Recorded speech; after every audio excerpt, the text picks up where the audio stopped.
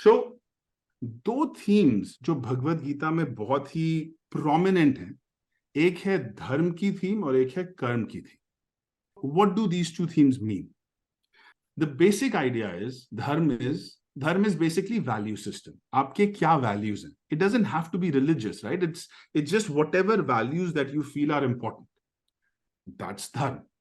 So if you look at Gita की धर्म की theme, what it's saying is कि your value system is so important कि अगर आपको उस वैल्यू सिस्टम, उस धर्म को प्रोटेक्ट करने के लिए युद्ध भी करना पड़े, इवन अपनी खुद की फैमिली के साथ भी युद्ध करना पड़े, तो it is okay, you should do it. That's the dharma yuddha, right? What is Mahabharata, right? It's war between brothers ultimately, right? But किस चीज के ऊपर वॉर हो रही है? वैल्यूज के ऊपर हो रही है, राइट? कि अगर आपकी वैल्यूज वायलेट हो रही हैं, then you must stand up for yourself and fight, even if it means fighting with your own family. लेकिन इसी के साथ पैरेलल में कर्म की थीम है. What is कर्म की थीम? कर्म की theme is essentially saying every single suffering that you are going through in your life is your own fault and nobody else's.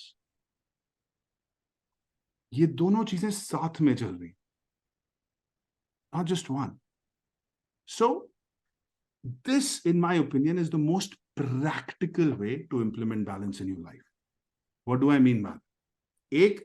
Any time you feel किसी भी relationship में, it doesn't matter, any time you feel आपके values violate हो रहे, you are being asked to do something that you don't want to do, that you don't feel is right, that you don't think you should have to do or not do, you must stand up for yourself.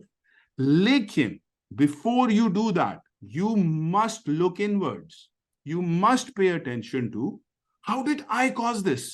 What are all of the things that I did wrong? What are all of the things that I did not do that I should have done that have contributed to this problem? उसके बाद you can fight.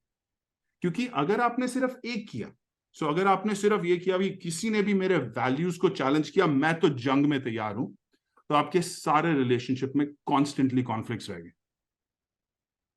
लेकिन अगर आपने सिर्फ दूसरा किया कि आप सिर्फ सेल्फ अकाउंटेबिलिटी करते जा रहे हो, मेरी गलती है सारी, मुझे तो खड़ा ही नहीं होना, फिर आप कभी कोई बैटल लड़ोगे ही नहीं जिंदगी में, और आप खुद को ही सेल्फ डेप्रिकेट करते जाओगे, अपनी सेल्फ एस्टीम को खत्म करते जाओगे. आप दोनों चीजें पैरेलल में एक साथ करनी.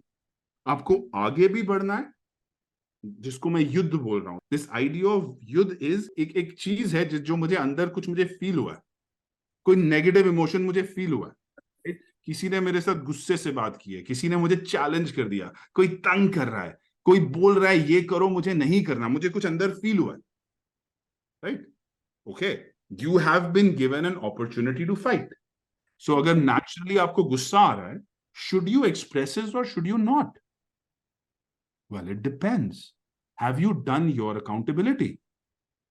इफ यू हैव एंड उसके बाद then you have anger, well, then you should execute it. There is a reason why that emotion exists. So then that anger is telling you something. You need to fight for some value.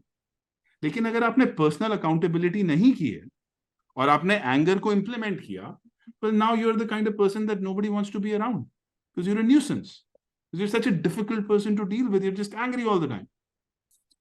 अपनी point, आपके जितने भी conflicts होते हैं, it isn't कि आपको अंदर से नहीं पता कि आपकी क्या गलती है, लेकिन सामने वाला भी तो अपनी गलती नहीं मान रहा, हम क्यों माने? लड़ो.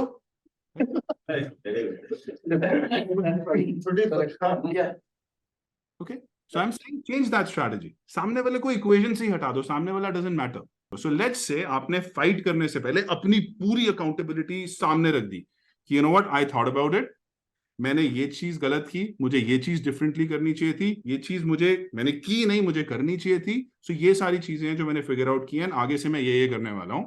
Now I think these are the things जो आपने ठीक नहीं की.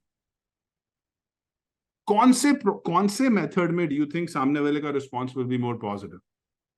जिसमें आपने पहले अपनी अकाउंटेबिलिटी सामने रखी है, जिसमें आपने अपनी अकाउंटेबिलिटी तो हटाई दी, तुम तो हो ही ऐसे, सारी गलती तुम्हारी है. सामने वाला हो सकता है पहली बार आपको ट्रस्ट ना करे, क्योंकि ये तो पहली बार आपने ऐसी कोई बात की है कुछ तो है इसके पीछे मोटिव, ऐसे तो तो हो सकता है आपको 2-3 बार लगे उनका ट्रस्ट अचीव करने के लिए, नहीं मैं जेन्युइनली ये बैलेंस स्ट्राइक करने की कोशिश कर रहा हूँ, वो भी ओपन हो जाएंगे। इसीलिए मैं बोल रहा हूँ 3 महीने के लिए ट्राई करो, देखो क्या होता है। I will implement it. Well said. That's balance. That is balance.